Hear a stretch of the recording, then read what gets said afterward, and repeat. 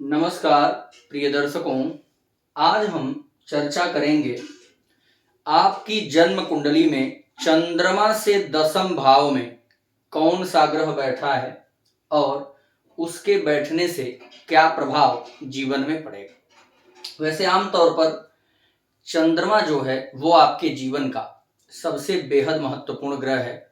चंद्रमा आपके सबसे करीब है और चंद्रमा का आपके मन पर सीधा सीधा प्रभाव पड़ता है। प्रिय दर्शकों, अगर आप ज्योतिष प्रेमी हैं, आप ज्योतिष शास्त्र को समझना चाहते हैं, जानना चाहते हैं, या आप हमारी वीडियोस देखते हैं, तो आपको पता होगा कि हमारी YouTube चैनल से जो भी जानकारी दी जाती है वह पूर्ण रूप से शास्त्रगत होती है और तथ्य पर आधारित होती है। आपके जीवन में वह जरूर घटित होती है। आइए हम आगे की चर्चा शुरू करेंगे।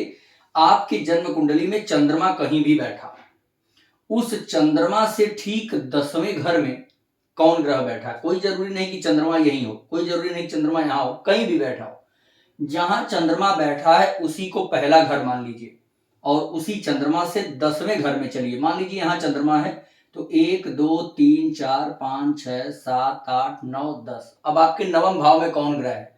मान लीजिए चंद्रमा यहां है तो यहां कौन सा ग्रह है। मान लीजिए चंद्रमा यहां है तो यहां कौन सा ग्रह है। इस प्रकार से यहां अगर चंद्रमा है तो 1 2 3 4 5 6 7 8 9 10, यहाँ एकादश भाव में। अगर तृतीय भाव में चंद्रमा है तो 1 2 3 4 5 6 7 8 9 10, द्वादश में कौन है। ऐसे जहां चंद्रमा बैठा है वहां से 10वें घर में चलना है।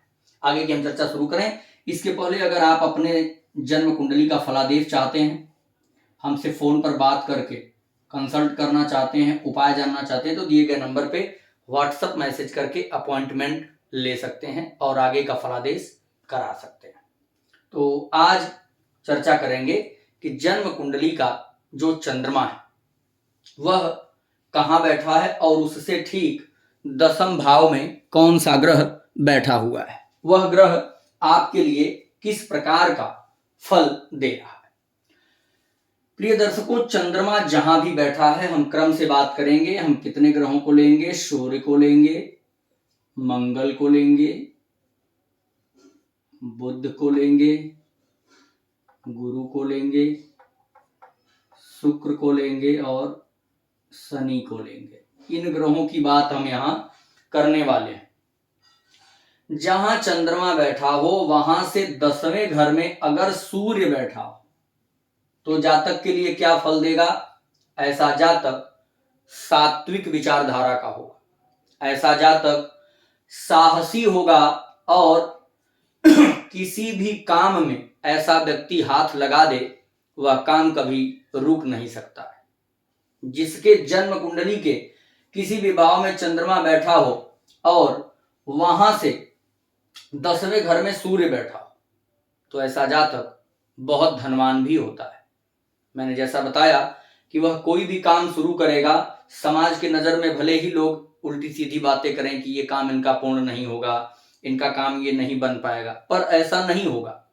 वो जो भी काम करेगा, जिस काम में भी हाथ डालेगा, उसे सफल होना ही होना है, चाहे कितनी भी अड़चने आए। साथ में ऐसा जातक प्रतिभाशाली होता है, विद्वान भी होता है और उसका मन हमेशा ठाट बाट की तरफ होता है। 2-4 अंगरक्षक लेकर के चलने वाला हो, सरकारी सेवा में जाए या सरकारी ऑफिसर उसकी जरूर मदद करते हैं, भले ही वो सरकार के सेवा में हो या न हो। ऐसा जातक महान व्यक्तित्व का होता है और अपने कुल खानदान का नाम रोशन करता है। चंद्रमा से 10वें भाव में अगर सूर्य आ रहा हो। आगे अगर चंद्रमा से 10वें भाव में मंगल हो तो ऐसा जातक क्या कर सकता है। सबसे पहले देखिए, चंद्रमा से 10वें भाव में अगर मंगल आता है तो मंगल से संबंधित काम करने का मन ऐसे जातक का होगा। मंगल क्या कर सकता है तो सबसे पहले साहसी होगा, ऐसा जातक पराक्रमी होगा, किसी से जल्दी डरने वाला नहीं होगा, क्रूर बुद्धि वाला, बुरा आचरण वाला बना देता है। वहीं ऐसे लोग अत्याचार करके, अनैतिकता करके, बुरे आचरण से या गलत काम करके धन कमाने की प्रवृत्ति में लिप्त हो जाते हैं।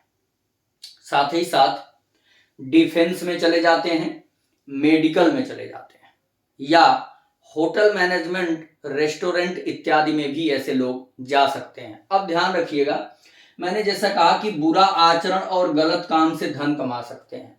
क्या मेडिकल में बुरा आचरण नहीं होता है? ऐसा नहीं कि चोर बदमाश ही बन जाए। क्या डिफेंस वालों के पास बुरा आचरण नहीं होता है? और वहीं होटल मैनेजमेंट, रेस्टोरेंट इत्यादि में है तब भी बुरा आचरण है। तो आप समझ सकते हैं, समझदार हैं। अगर इन फील्डों से जुड़ा है तो भी वो बुरा आचरण कर सकता है, अगर नहीं जुड़ा है तब भी चंद्रमा से दसम भाव में अगर मंगल है तो व्यक्ति क्रूर कर्म से या समाज में कुछ ऐसा काम जरूर करता होगा जो सबको बता नहीं सकता, छिपा करके करता है, जिसमें बहुत से लोगों का दर्द समाहित है। उसके धन में बहुत सी पीड़ाएं समाहित है। तो अगर ऐसा योग कुंडली में बना है तो थोड़ा इन चीजों पर रोक लगाना चाहिए, रुकना चाहिए। अगर चंद्रमा से दसम भाव में बुध महाराज बैठे हैं तो ऐसा जातक नृत्य कला में प्रवीण हो सकता है, बढ़िया गायक हो सकता है, किसी प्रकार के शिल्प कला का जानकार हो सकता है, कारीगर हो सकता है, विद्या में निपुण हो सकता है, विख्यात हो सकता है, और ऐसा जातक पुत्रवान होता है। वहीं ऐसा जातक नेता हो सकता है, प्रवक्ता हो सकता है, अध्यापक हो सकता है, ज्योतिषी हो सकता है। चंद्रमा से दसम भाव में अगर बुध है, ऐसे जातक की वाणी लोगों को आकर्षित करेगी, लोग समझने की कोशिश उसको जीवन भर करते रहेंगे और कभी उसका कोई जल्दी शत्रु नहीं बनता है। ऐसा जातक समाज सुधारक भी होता है, कभी भी किसी से शत्रुता मन में नहीं रखता, अगर कोई शत्रु है भी तो भी उसके लिए ईश्वर से प्रार्थना करता है कि वो भी हमारा शत्रु भी सुखी रहे। अर्थात चंद्रमा से दसम भाव में बुध काफी बेहतर माना जाएगा। चंद्रमा से दसम भाव में अगर गुरु बैठा हो तो क्या होगा? प्रिय दर्शकों, अगर चंद्रमा से दसम भाव में गुरु हो तो यह काफी बेहतर अच्छा योग बन जाएगा। वहीं अगर मैं बात करूं, मान लीजिए चंद्रमा यहां है, 1 2 3 4 5 6 7 8 9 10, यहां गुरु बैठा होगा। गुरु चंद्रमा से केंद्र में होगा, चंद्रमा से केंद्र में होगा। और अगर चंद्रमा से दसम भाव में गुरु है तो ऐसा व्यक्ति या तो राजा तुल्य होता है या राजा का मंत्री होता है, वहीं धर्मात्मा होता है, शुभ आचरण करने वाला ऐसा जातक माना जाएगा। चंद्रमा से दसम भाव में अगर गुरु हो, ऐसे जातक का मन पवित्र रहता है, मंत्र जाप करता है, ईश्वर की भक्ति में होता है, भजन में होता है, और अपना ज्ञान लोगों को दे करके लोगों के जीवन में खुशियां भी भरता है। कोई जरूरी नहीं कि समाज में सभी लोग ज्ञानी हो जाएं, परंतु अगर कोई ज्ञानी है तो वह ईश्वर की विशेष कृपा है और वह अपने ज्ञान से बहुत से लोगों को प्रकाशित करता है।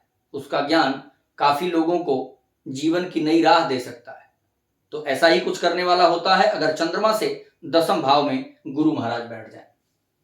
साथ में अगर चंद्रमा से दसम भाव में शुक्र हो तो ऐसा जातक क्या करेगा? प्रिय दर्शकों, सबसे पहले अगर चंद्रमा से दसम भाव में शुक्र आए तो शुक्र के बैठने से जातक धनी होगा, राजा से मान सम्मान मिलेगा, गोल्ड मेडल मिल सकता है, राजा सम्मानित कर सकता है। वहीं ऐसा जातक भोग विलासिता की तरफ लिप्त रहता है,